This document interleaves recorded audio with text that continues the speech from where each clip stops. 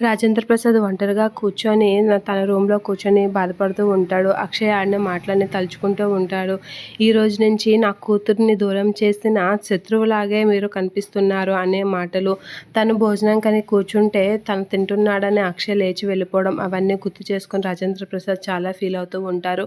నేను అందరికీ ఇంత పరాయి వాడిని అయిపోయానా, నేను వస్తే అందరూ లేచి వెళ్ళిపోయారు అని చెప్పేసి చాలా బాధపడుతూ ఫీల్ అవుతూ ఉంటాడు రాజేంద్ర ప్రసాద్. అలాంటప్పుడు నేను ఇంట్లో ఉండి వేస్ట్ అని చెప్పేసి మనసులో అనుకొని తన చేతికున్న వాచి, ఉంగరాలు అవన్నీ అయితే తీసి అక్కడే ఉన్న టేబుల్ పై అయితే పెట్టేస్తూ ఉంటాడు. అలా ల్యాంప్ దగ్గర అవి పెట్టేసి బ్యాగ్ సర్దుకొని అయితే కిందకి దిగుతూ ఉంటాడు. ఇక పార్వతి అయితే వంట చేయడానికి రెడీ అవుతూ ఉంటుంది.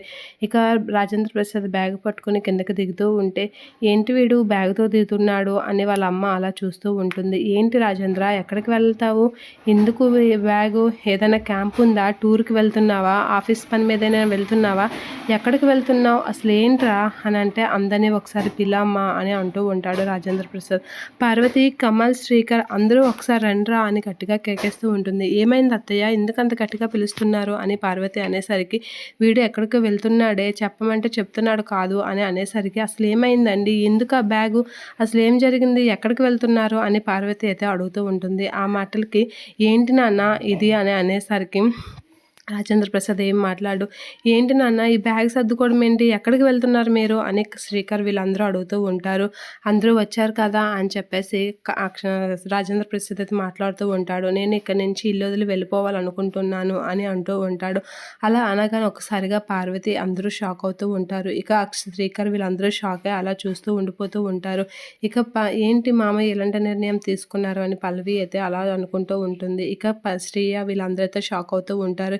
మీరు ఇల్లు వదిలి వెళ్ళిపోవడం ఏంటండి, అసలు ఏం మాట్లాడుతున్నారు, మీకేమైనా మతుండే మాట్లాడుతున్నారా అని అంటూ ఉంటుంది పార్వతి. నేను ఇంట్లో వాళ్ళకి తీసుకునే నిర్ణయాలు, నేను చేసిన పనులు ఇంట్లో వాళ్ళకి ఎవరికి నచ్చలేదు అనేటప్పుడు నా పెద్దరికం ఇంట్లో చచ్చిపోయింది, కాబట్టి నేను ఇంట్లో ఉన్నా ఒకటే లేకున్నా ఒకటే, అందుకే నేను వెళ్ళిపోవాలనుకుంటున్నాను అని అంటూ ఉంటుంది.